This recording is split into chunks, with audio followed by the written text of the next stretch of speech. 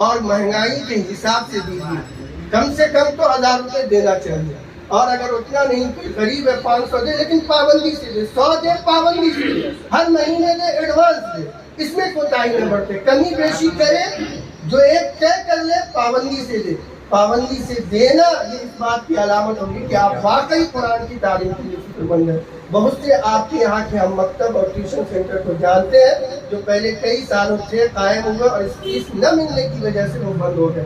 کیا ان کے پاس پیچ نہیں ہے؟ ان کے بیوی بچے نہیں ہیں؟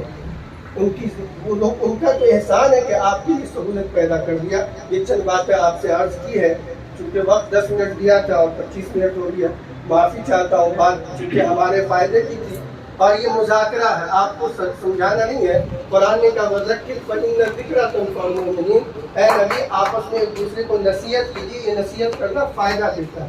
تو اسی مقصد سے چند زیادہ باتیں کہی گئی۔ اللہ